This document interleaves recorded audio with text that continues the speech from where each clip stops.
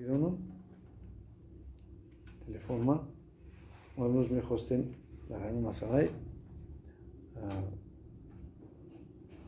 چی طور روان انسان سبب کسلشوی آدم میشود و چی طور روان انسان سبب صحتشوی آدم میشود. همین که روان انسان قوای عصب، ما میدونیم که عصب مثلا چی دارد؟ نیرو دارد. نیروی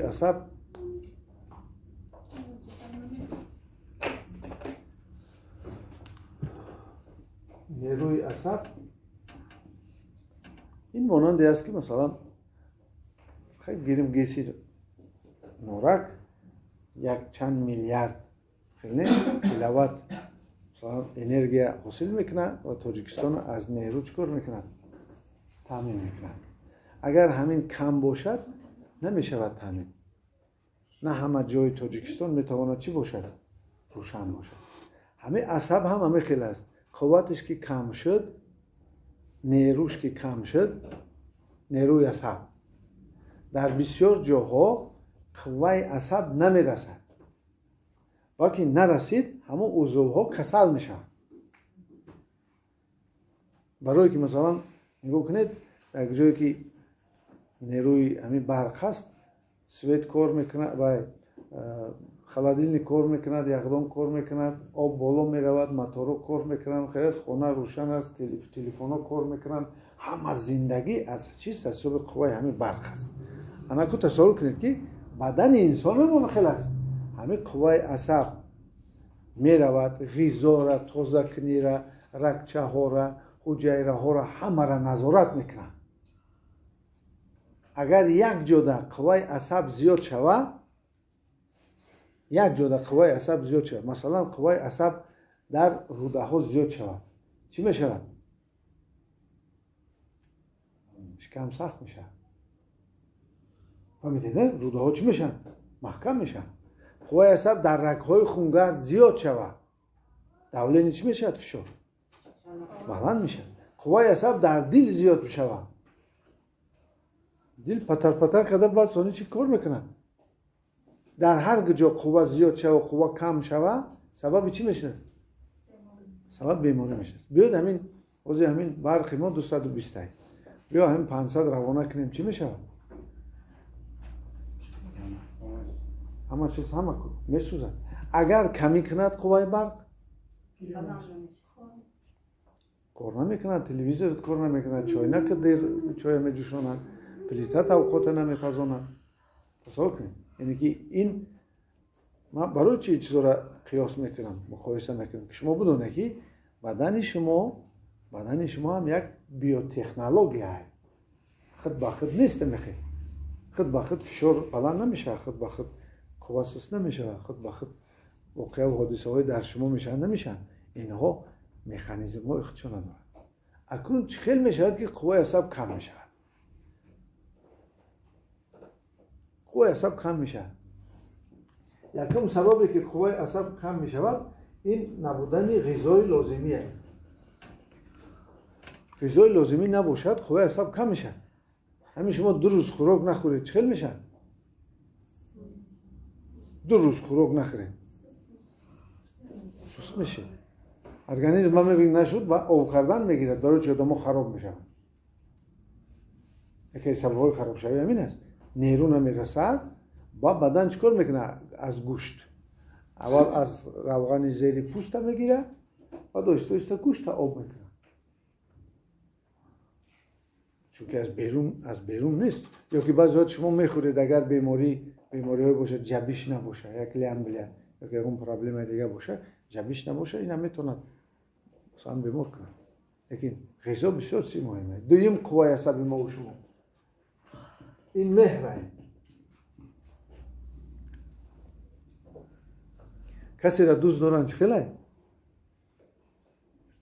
دوست خوشبخت بشی خواهد خوش. آفرین. دیدی؟ خلاص قوه. همین آدم کم دوست دارن امکانات کسلشویش بسیاره. برای همین کسی دوست داره بسیار احتیاطش کنید. Belki دوست ندارم چی؟ دوست دارم. اگر شما کسی را دوست دارید و شما را یعنی که همون چیزی لازم و دوست داری لازمی را نتیند شما را خدا میتید. خدا با واسطه کسی با محبت میتید. یک کسی است که پروست تک دوست میداره. یعنی خدا بچینن برای خداوند خودش مهر است کو خودش دوست میدارد. یعنی که ودود دوست دارنده رحیم مهربان مهر داره. برای همین شما خفه نشوید اگر کسی دوست دارید شما دوست نمیدارد. شما از برای خدای کار کنید. انا کن محبت فهمیدم محبت نباشد چی گم میکند محبت قهر و غضب چی گم میکند محبت خفگی ترس هراس همه اینا چیکار میکنن محبت میبرن. برای همین کوشش کنید که خودتان را دوست دارید دیگران را دوست دارید و امکانات دیگه که شما را چیکار کنند شما را دوست دارند. دوست دار کیش کسی وقتی خودش برای شما صرف میکنه کسی که فکری شما را میکنه کسی که شما را مبلغ گذاری میکنه کسی که سبب رزق و روزیتونه مثلا برای همین غمخوری میگن غمخوری از همین بودن مهر است. سوم چیز نیروی عصب کی کم میشود وقتی که دانش لازمی نباشد. دانش لازمی اگر شما در همین دانش لازمی نباشد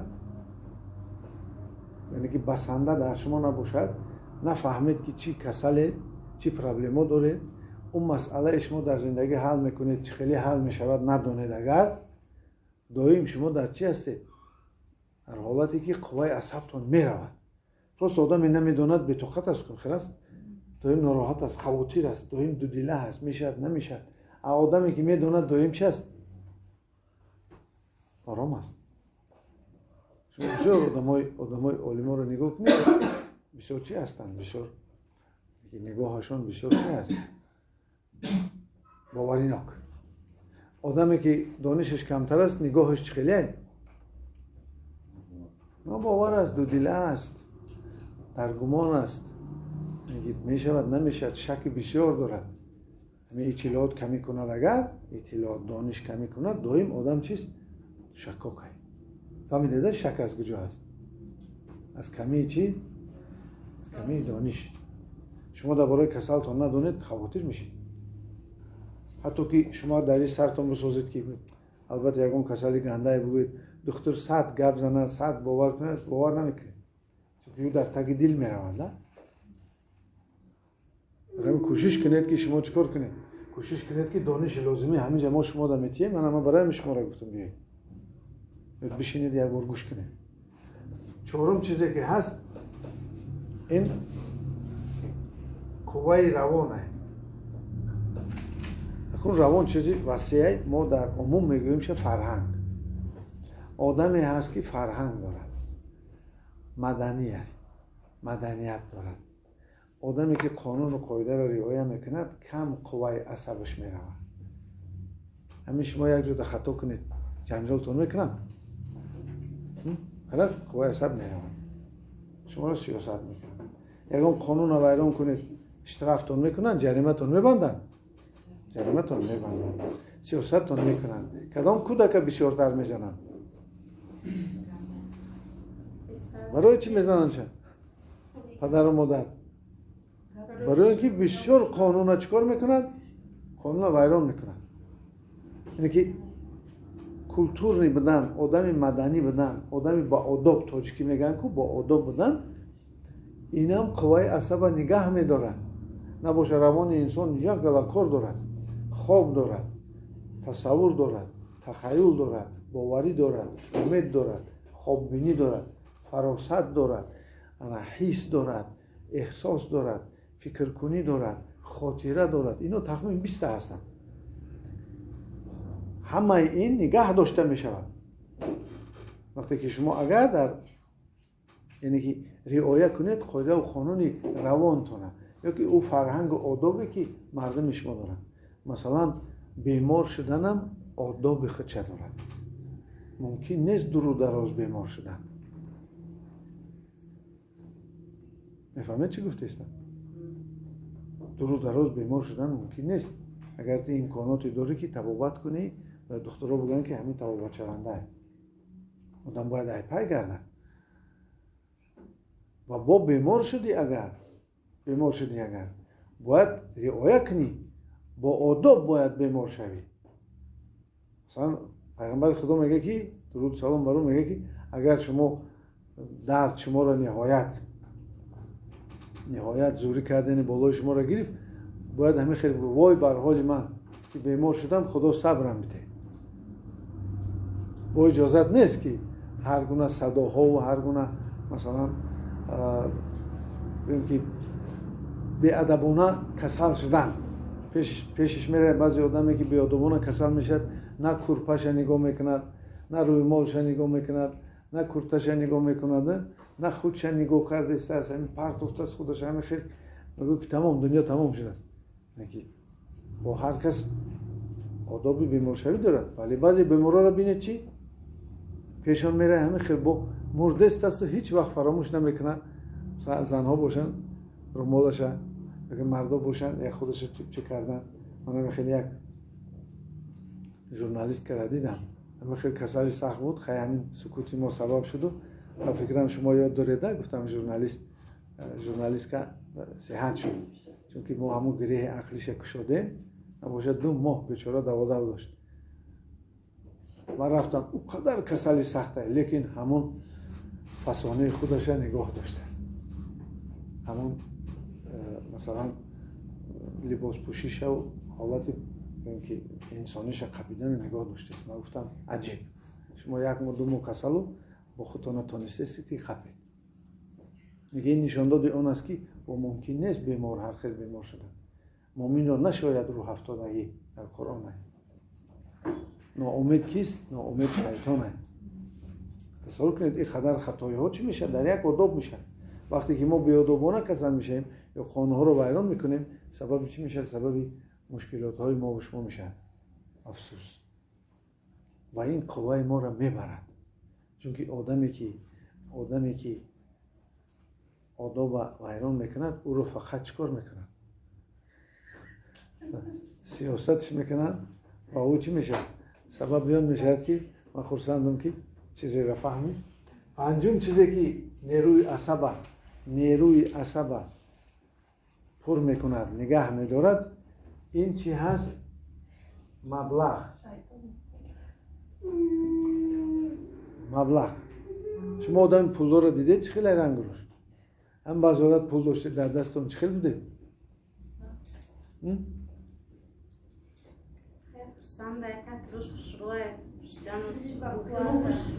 مش دیگه باوری داره این کار کردن میتونه، اون کار کردن میتونه. خلاص ما از ما میخوایم همون پایان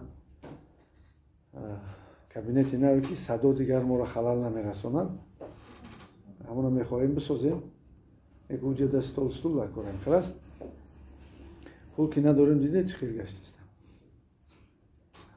برای همین یکون جوان مرده باشه که پر کننده و استال ستول خیلی آیسته مگرم در ما که خیرات در دیگر سمتا میکنن، از شکم فقط شکم سیر میکنن. هیچی هم شکم هم سیر نشدن. خیرات در علم کردن نکن، خیرات در ساختمان های دیگر کردن نکن. بریم یک تزن در اشت یک کوپروک ساخته است، همه گفتن برای یک کاری کرد که غیری بگیم که مقرری دیگر رو او کار رو نمیکرد. بریم گو کشتن در کار نیست. گو حاضر بکش بخور، گوشت بخور، خیرات کن بجاده، سوداش کن یکون، گوشت فروش شده، ارزان کن گوشته. انا این چیز خوب تر است. لیکن به هر حال بدونه، کم بغلی بیماری هست. فقر در آستانه کفر میگه رسول اکرم. فقر در آستانه کفر هست. برای همین باز آیتی از در قرآن میگه که چون از گاه اسلام رعایت نمیکنید، ما با شما 2 چیز میتیم، یکی تهی دستی و دیگری رنجوری جسم. شما گپ ببینید، این گپ خدای میگه که شما ناداری را، کمبغلی را همچون جزا قبول کنید و یا علاج کنید که از وای چی؟ از وای بروید. و اون نه که شما بگویید مهنت ایجاد کنید نقشید ها اینا درستن. البته پلان نقشه رو میزنید که با خداوند دعا میکنید عمل میکنید کارهای میکنید که از این حالت برآمدن نکن. کمبغلی در کجای؟ در سر.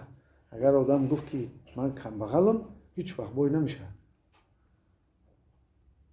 اگر ایجا شما اجازه دادید که مثلا دارایی، چون که خداوند ما سه نامش غنی، رزاق، باری و برکت، سه نام، همین نام های خداوند که خداوند ما کمبغل نیست، خداوند ما دارای، سرزمین ما کمبغل نیست، سرزمین بسیار بسیار بای است. استفاده بریم اگر تونیم همه ریسورس رو استفاده بردن. میگه به هر حال از کمبغلی بروید. با خداوند اوجا میگه که خیلی آدم برای شاید با سه چیز شما شفا یابید: توبه، زاره، دعا. یکی توبه و کارهایی که پیش تو میکردی که سبب کسلیت بودن نمیکنی، سبب کمبغلی بودن نمیکنی. زاره میکنی، زاره فقط اون نیست که خدا رو شب و روز زاره کنی. زاره میکنی البته. یکی با مهنتت هم زاره میکنی. با دعوده و با نقشه زدنت، با عملهات که یک کار چنان بسیار میکنی. مثلا این سکوت ما میفرمیم همون قدر سکوت بسیار میکنی که سکوت چنان ایخد میکنی که بدن کرخت میکنی، پیش نظر تازه میکنی و فکرات چکار میکنی؟ سهم میکنی. تصور کنی. و دعا نقشه است. فقط دعا کردن دعا نقشه است، پلان است، اون که میزنی و اون از کی میپرسی؟ از خدا میپرسی. فهمیدید که چقدر نقش مهم میبازد.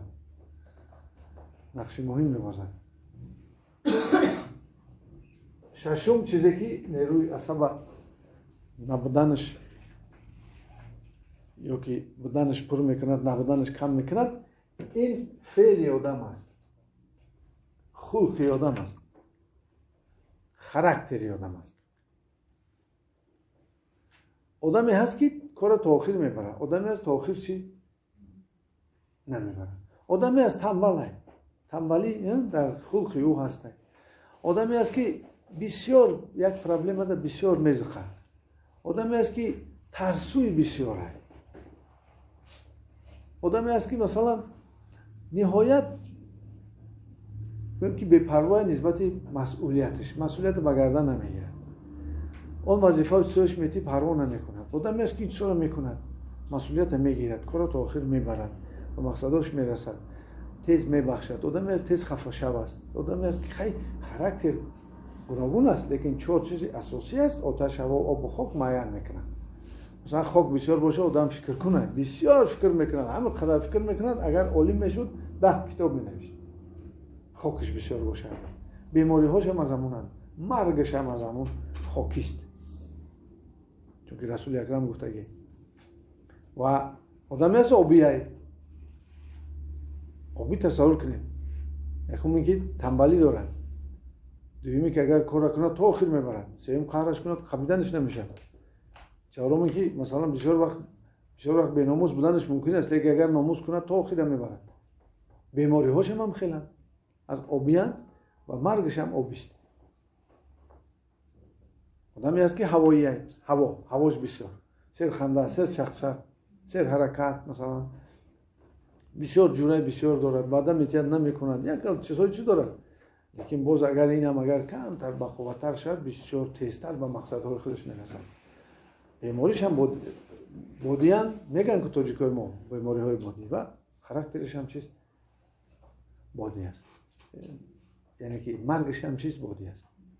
از باد است، از هوا است، از بیماری هایی که به همون وابسته است. اگر آتش زیاد باشد چه خیلی؟ تیز است، عصبی است، تیز جنگ میکنند، هم خیلی است. بلند گپ میزنند، بسیار سر حرکت است، رنگ روش مایلی چی دارد؟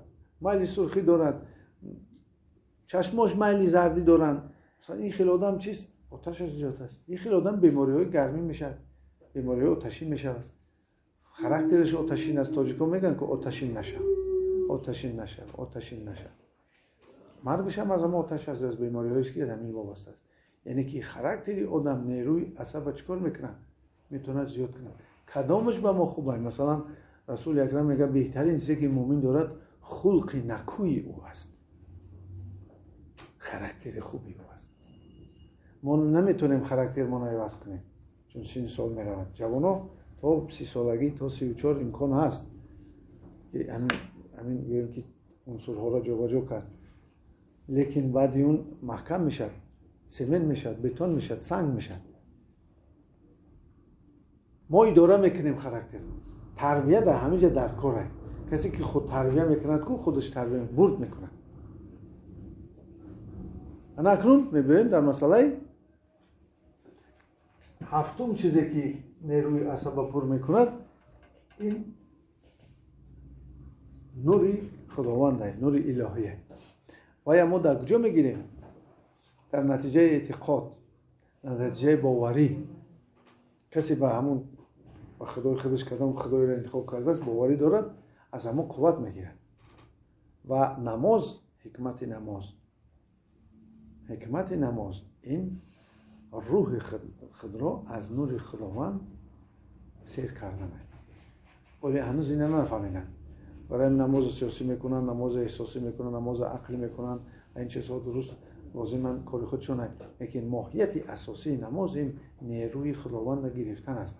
چون که روح آدم تازه نور خداوندی میگیرد. دیگر نیرو را خوردن استعمال کردن نمیتونه. روح انسان برنامه است که فعال میشه. کارهای خوب در ما و شما چی میشن؟ فعال میشن. صحتیمان فعال میشن. انا اکنون تصور کنید که ما نیروی عصب که پر کردیم امکانات کسل شویمون کم میشود.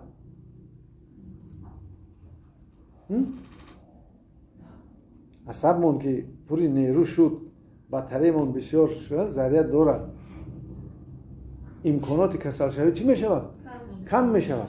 روده ها با نرمال نه نیرو میرود. انرژی دل ساز است، نفس ده ساز است، رگ‌ها را اداره میکنند. انسان روز تا روز چی شدن میگیره؟ صحت شدن میگیره. و یکی از چیزهایی که مثلا عصب نیروش بیرون میکنند، مثلا قوه زیاد صرف میکند، این غضب. وقتی ما و شما غضب میکنیم چرا که خیلی گویم رمزی کرده گویم شیطان ما را عصبانی میکند، ما غضب میکنیم یک نیرو خطی نیرو و کسی روانه شده باشه. اگر با چیز روانه شده باشد میشکنیم چیزا خلاص ویران میکند. اگر با آدم روانه شده باشه روانی او آدم ویران میکند، سیاستش میکنه وقتی. لیکن بسیار وقت تاجیکا میگن قوت میگیریم. خلاص کسی سیاستت میکنه چیت میتیه؟ قوتت میتیه. اگر در خواب هم شما ببینید. لیکن به هر حال قوه از ما میبراید، انا همون قوه را شیطان میخورد. بعضی آدما عصبیت میکنن و عصبیت کردن قوت میخورن. وامپیرا خیلی دیگه یک مسخرت میکند، یک شوخیت میکند و تو عصبی میشی و آدمو میخندن کن. این یک واسطه چیست؟ یک واسطه نیرو رو گرفتنه. از این لحاظ غضب نکنیم. کسی غضبش خبید خداوند او غضبش میخوابه.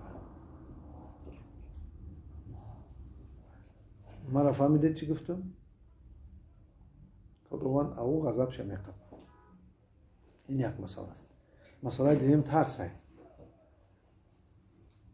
شیطان یک کاری میکنه انسان بترسه. ترسی نیروش بیرون میشه و نیروی او را میلیسد میخورد میرود. شما یک تا گمبوسک دیدگید گیلاس با آلوچه ها با میشود، دستش میکنی بوی میپرتاید.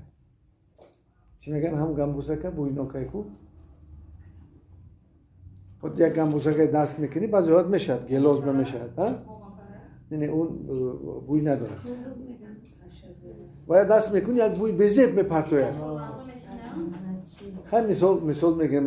مقصدی گفتن من چیست که آدم همین که ترسانده روحش پرتافته میشود نیروش و وای کی میخورد؟ شیطان. برای من آدمی که میترسد کو تیز بسیار سست است کو قوتش نیست کو. دیدید؟ ما از روی علمی بگویم جای معینه سر نیروش که رفت کرخ میشه جای پا. میگه از بعضی مثلا پوش، از بعضی مثلا دلش، از بعضی نفسش، از بعضی استرمهرش، از بعضی معدهش سست میشود. او واسه از اون است که کی دکه جوش سستی داره. هر کس سستی میشه. ترس اونجا که گفتیم کو اصلا چه حسابی کمی نیروی عصب، نیروی عصب که کم شد آدم میترسه. نیروی عصب محافظت میکنه. ما ایمونیتت یعنی مسئولیتی روانی هم داریم. مسئولیتی که خونی ما را ایمونیتت داریم که حفظ میکنه، با مسئولیت روانی داریم. هر گپ قبول نمیکنیم. اگر هر گپی میباید قبولش کنیم، اگر چی میشه؟ خیلی آدمی که ای پیش من رفت و تیز کرد چیکارش کردن؟ و ایواز کردن و ایمونیتت مسئولیت روانیش بسیار سسته. باید استوار باشد. اگر چیز دیگری که نیرو را صرف میکند، محکم میکند، سر از تنه جدا میکند، این خفگی است، رنجش اینجا محکم میکند. این هم چیست؟ اونقدر سخته که دیالوگ، گفتگوی انسان با خودش، گفتگوی انسان با خداوند، مونولوگ با خداوند محکم میکنه. خفگی بسیار چیزی از ترس گنده تر است. چون که تو با خداوند گفتگو کردن، با شعور کیهان گفتگو کردن بحث میکنی. وقتی خفه میشی کو چه محکم میشه، دوات نمیگذرد. چیز دیگری که ما تحصیل میکنیم بخیلی است. بخیلی یک از پیش میرد، انسان چی میکنه؟ کمتر حسد میکنه، بخیلی میکنه، زیانش میرساند، خودش به فایده نیست. حسد زیان نمیرساند، لیکن حسد میخورد که چرا خداوند مرا نداد. این نداد است. این هم چیست؟ این هم خطا است. حسد یعنی که خداوند بی عدالت گفتن است. خدا نگهدار. معاذالله. یعنی که این چیزهایی هستند که شما این چیزها رو باید چکار کنید؟ دقتی. باز هست رشک، باز هست بدگمانی، باز هست کینه، باز هست چی؟ ناامید، باز هست ناباوری. همه این چکار میکند؟ روحیه انسان خراب میکند. عضوهای ما رو تاثیر میکنند. مثلا ترس، غضب رگ‌ها را تنگ کنند. حدود زیر معده را تنگ میکنند. رگچه های استومهره را تنگ میکنند که غذاخوریش ویران میشد، استومهره کسل شدن میگیرند. درون جگر، درون چشم، درون غدودهایی که در ما دارو حاصل میکنند. رگچه ها که تنگ شدن، اونها ساز کار نمیکنند. بعد شما دویده دست و پا و گردن و گلو، معده و جگر و تلخه کی این چه تاوت کرده میگردید.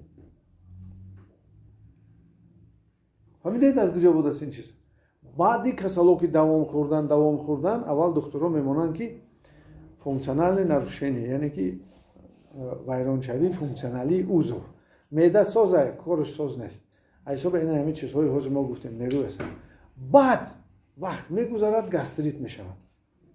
بعد که وقت گذشت آدم توبت نکرد، با میشود چی؟ یزبه، زخم. بعد کسلی گنده میشود. اگر همین خیلی دوام کردن گیره. شما فهمیدید؟ بعد در تنه ظهور میکنه کسل. بسیاری شما که در تنه تون گذرونده، اول هم خیلی گذر نیروی عصبتون ویران شد. انا اکنون ما نیروی عصب پر میکنیم. با چی پر میکنیم؟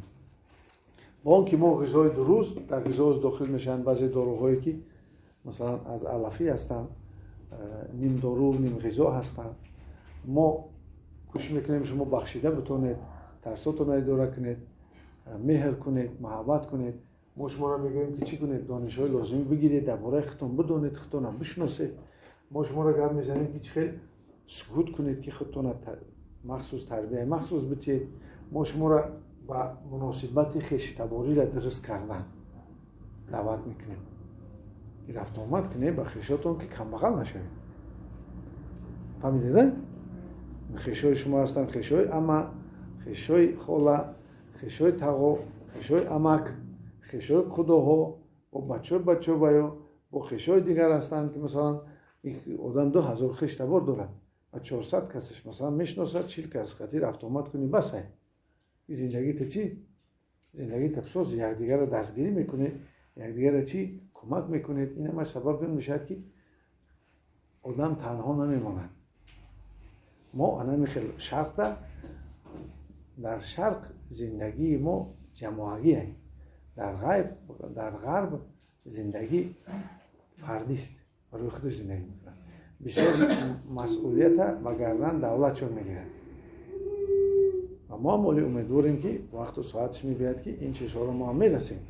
وقتی که ولی هنوز این وقت ساعت نامده است ما باید همین مناسبت ها رو بسازیم. ما چی کوشش میکنیم خودمون رو تربیت کنیم. وقتی خودمون رو تربیت کردیم نیروی عصبمون از حساب خاراکتر خوبمون میسته و ما مناسبت میکنیم با شعور کیهان. ای تقدیر میبینیم بسیار چیزها را. این سبب میشه که خداوند ما رو چکار میکنه؟ نیرو میتید، قوت میتید. از همه قوت خوب انا همین است. لیکن تو تاشه نکنی خداوند نمیتید. البته تنت نگاه میکنی، غذا بخوری، مهر و محبت کنی، دانش داشته باشی، سکوت بکنی، فرهنگ خوب داشته باشی، نفع آور، منفعت آور به مردم باشی، خوب تاسیس کنی، او هفتمش اتوماتیک میشه. دیگه اتوماتیک که خداوند چیزا به ما و شما میکرد. درس این روزا رو فهمیدید؟ سر میکنیم اکنون با تگ دل کار کردن. سلامت باشید.